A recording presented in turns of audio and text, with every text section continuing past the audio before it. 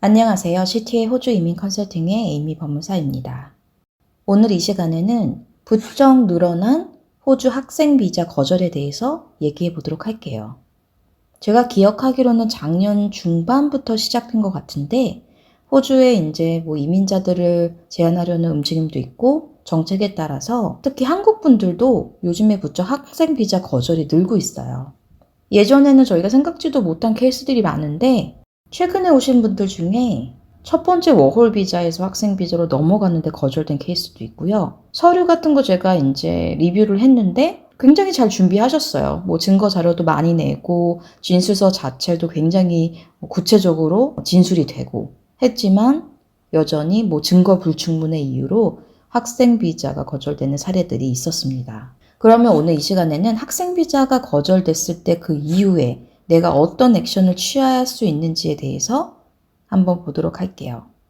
우선 학생 비자가 거절이 되었다면 거절을 받는 날을 기준으로 28일 이내에 항소 기간인 ART라는 재심 기간에 재심 신청을 하실 수가 있습니다. 28일 이내에 반드시 하셔야 되고요. 28일이 지나서 하신다면 유효하지 않는 신청서를 받았다고 해서 신청이 받아들여지지 않습니다. 이 ART라는 재심 기관은 Administrative Review Tribunal, 그러니까 행정적인 재심, 재판소라는 의미를 가지고 있고요. 작년 10월 정도에 기존의 AAT에서 ART로 변경이 되었습니다. 학생 비자 재심 처리 기간은 얼마나 걸릴까요? 대체적으로 1년에서 2년 사이 정도라고 생각하시면 될 것 같아요. 제가 지금 ART 리뷰 재심 기간 웹사이트를 지금 들어와 있는데 여기 보시면 이제 다양한 비자 종류의 카테고리가 있고요. 저희가 오늘 살펴볼 학생 비자 리퓨즈, 스튜던트 비자 리퓨즈를 보면 50%의 케이스에 대해서는 대략적으로 341일, 1년 정도, 그리고 모든 케이스에 대해서는 대략적으로 761일인 2년이 조금 넘는 시간 정도가 걸릴 것 같습니다. 그래서 대략 1년에서 2년 사이 정도. 인전에는 2년이 무조건 넘게 3년까지도 걸렸던 것 같아요. 하지만 작년에 이 ART라는 재심 기간이 출범을 하면서 비자 처리 속도를 조금 빨리 해주겠다라고 했기 때문에 조금 저희가 보고 있는데 제가 최근 다녀온 재심 케이스 같은 경우에는 1년 반 정도의 결과가 나왔습니다. 재심하는 동안에는 호주 내에서 합법적으로 체류가 가능합니다. 보통은 체류 때 브리징 비자로 체류를 하게 되죠. 그러면 재심과 히어링에 대해서 한번 간략하게 볼게요. 호주 내에서 신청한 비자 신청권 중 재심권이 있는 케이스에 한해 이 ART라는 재심 기관에 항소를 하실 수 있습니다. 두 가지 경우로 생각해 보실 수가 있는데 재심 기관에 이제 재심 신청서를 제출을 할 때요. 이전에 이민성에서는 이제 제출하지 못했던 새로운 에비던스라든지 그런 문서들을 제출해 볼 수 있죠. 그럼 이 재심 기관이 이민성에 제출된 서류 플러스 이 새로운 에비던스들을 보고 오로지 페이퍼상으로만 결정을 하는 경우가 있습니다. 1번이 그래도 안 만나고 결정이 나는 거니까 좀 이상적으로 생각이 되죠. 보통의 경우에서는 히어링까지 이루어집니다. 이 히어링 같은 경우에는 이제 심리라고 저희가 생각을 할 수가 있죠. 이 ART 멤버, ART 위원과 이 ART에서 이제 어레인지를 해준 통역사님, 그리고 학생이 한 자리에 모여서 심리가 진행되며 이때 심리의 날짜, 시간, 장소에 대한 안내 통지서를 사전에 받게 됩니다. 재심 신청서 처음에 제출하고 나서 대략적으로 1년 정도면은 히어링이 열리는 것 같아요. 그리고 이때 유의해야 될 것이 적절한 이유가 없으면 정해진 시간을 미룰 수가 없어요. 심리는 보통 1시간에서 1시간 반 정도 소요가 되고 이 과정에서 이 ART 위원과 학생 본인이 직접 이야기하게 됩니다.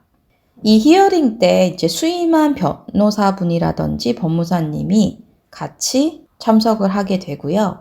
최근에는 온라인 미팅으로 같이 참석하는 경우가 보편적입니다. 말씀드린 이 시간 내에 학생 본인이 직접 자신의 케이스에 대해서 설명하고 그 사소한 의견이라도 진술할 기회를 갖게 되는데, 이때 이제 수임을 하신 법무사님 또는 변호사님들이 대신해서 얘기를 할 수는 없어요. 보통은 마지막에 발언권을 준다면 그때 다뤄지지 않았던 얘기라든지 더 에딩할 수 있는 얘기라든지 케이스마다 다르긴 하겠지만 진술할 기회를 가지게 됩니다.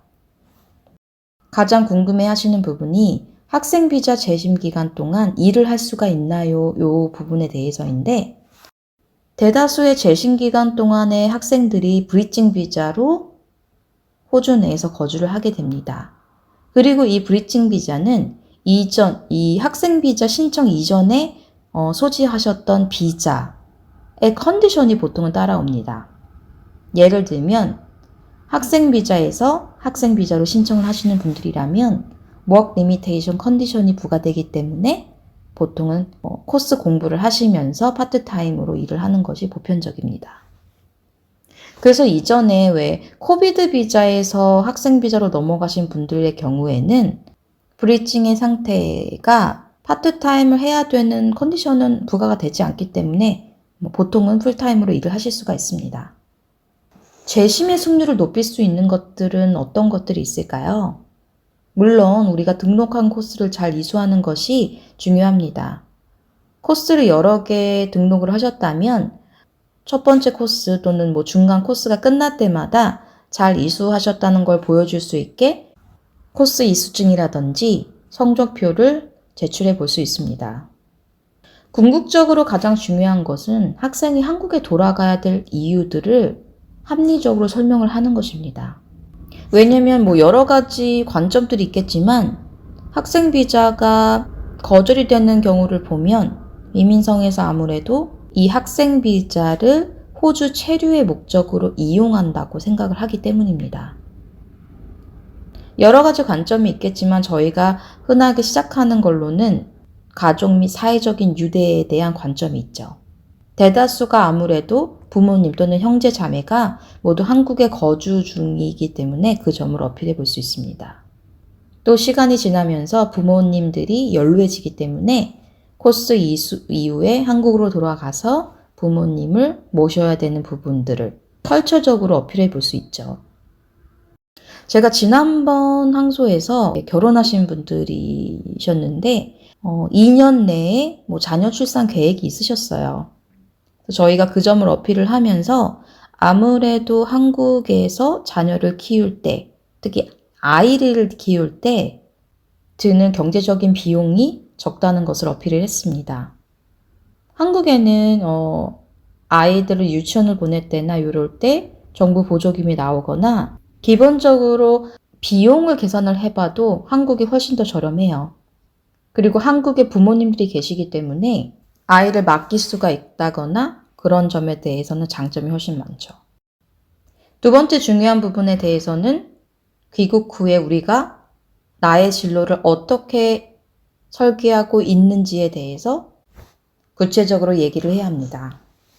왜냐하면 현재 호주에서 배우고 있는 이 학업이 가치가 있다는 걸 어필을 해야 되잖아요. 그렇기 때문에 학업을 마친 이후에 이 호주에서 마친 퀄리피케이션을 가지고 한국의 어떤 분야로 취업을 할 것인지 구체적인 직무와 아니면은 잡 리서치를 통해서 한국의 그 직업에 대한 수요가 많다는 것도 어필해 볼 수 있습니다. 그리고 외국 학위를 가지고 있는 경우에 국내 학위를 가지고 있는 분들보다 선택될 때 조금 유리하다 이런 점도 있겠고, 호주에서 공부를 하면서 단순하게 코스만 공부하는 것이 아닌 다양성을 배울 수 있고, 그리고 무엇보다도 영어를 향상시킬 수 있는 장점이 있다는 것을 어필해 볼 수 있습니다. 아무래도 세계가 다양해지다 보니까 한국에도 요즘에는 외국분들이 굉장히 많이 거주를 하고 계시더라고요. 한국으로 돌아가야 되는 경제적인 상황들에 대해서도 설명해 볼 수 있습니다.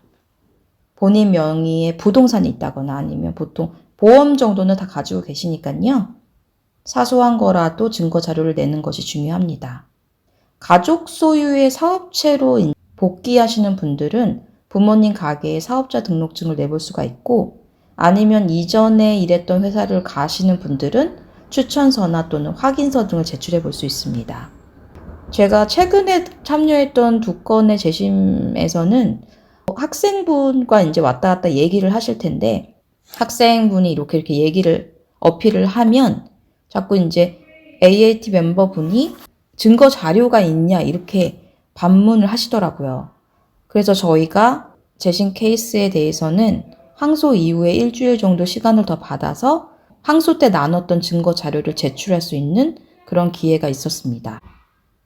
요즘에 실질적인 증거 자료를 내면 굉장히 도움이 많이 됩니다. 그리고 문학적인 귀속감이 있죠. 한국에서 태어나서 한국에서 자란, 저희들은 한국의 언어에 익숙하고 한국적인 문화에 익숙하고 한국적인 문화를 더 선호한다. 이런 관점이죠. 비교해 본다면 호주에서는 가족도 없고 언어도 너무 힘들고 내가 공부 이후에 거주해야 할 이유가 없다는 것을 반대로 어필을 하는 거죠. 오늘 이렇게 최근에 부쩍 늘어난 호주 학생비자 거절권에 대해서 살펴봤는데요. 지금 학생비자를 준비하시는 분들이라면 거절이 되기 전에 이미 이민선과의 단계에서부터 GST 진술서를 굉장히 구체적으로 쓴다든지 내가 진술한 내용에 맞춰서 증거 자료를 조금 더 철저하게 준비해서 제출을 해야 비자에서 거절되는 확률을 낮출 수 있을 것 같습니다.